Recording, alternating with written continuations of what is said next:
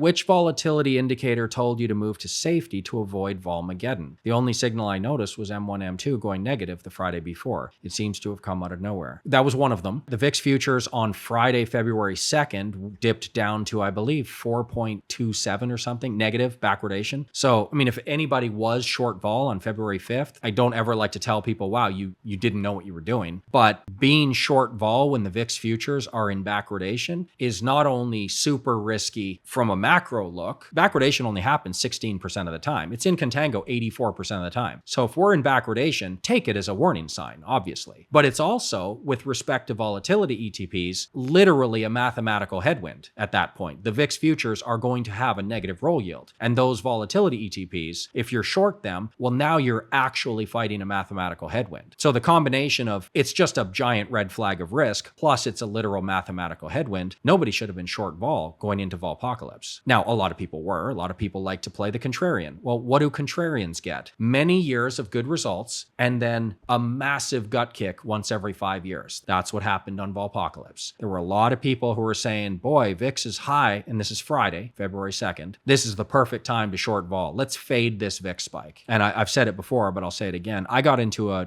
Twitter beef, basically, with another fairly well-known person who was saying that, who was saying this is just a perfect setup signal to go short vol. And we argued back and forth on Friday, through the weekend, right until Monday. I was saying, hold on, like this is not the signal you think it is. And he's like, oh, you're crazy. And then, of course, Volpocalypse happened from February 6th to February 30th. Not to make this about business or money, but I had, 50 new subscribers come to my service because many of them named him by name. They're like, wow, he got us into an epic decline. Like they lost 70, 80% of their money. Yeah, don't be a contrarian. If you're asking specifically, the VIX futures were good enough, but beyond the VIX futures, let me pull up my emails. You highlighted the VIX futures, which were backward on February 2nd. Yeah, that was one. But M4 was as well. Front month roll yield, VX30 roll yield, the entire cash VIX term structure, this thing was also backward. Everything was ugly. It was an absolute no-brainer to exit out. Now, I didn't only exit on February 2nd. We actually exited before that. I was out on January 29th, and I was out into full safety. So I didn't even suffer the drawdowns from January 29th until February 5th. Remember, the markets also went down on the 30th and the 31st and the 2nd. Those were bad days as well. We missed all of them because my volatility barometer basically caught the signal very early. If you wanted to narrow in on the most important ones, it's actually not the M1, M2, because remember, that doesn't take into account the days to expiration. So what you really want to focus on, for me personally, is the adjusted M1, M2, where this metric is actually calculating the actual days to expiration as well, how the volatility ETPs actually function. And you can go through the formulas, and I kind of basically just showed people how to do it if you're interested in that kind of geeky, boring stuff. But M1, M2 VIX futures adjusted is a good one. The VX30 to VIX roll yield's a good one. For me personally, which I don't share the methodology, but the cash VIX oscillator is one of my favorites. VXX crush level. Of course, my barometer is the most specific volatility metric, which caught it very early as well. The M1, M2 VIX futures aren't the best one. But in that case, because Volpocalypse was so easy to see ahead of time, it was good enough. Futures were backward,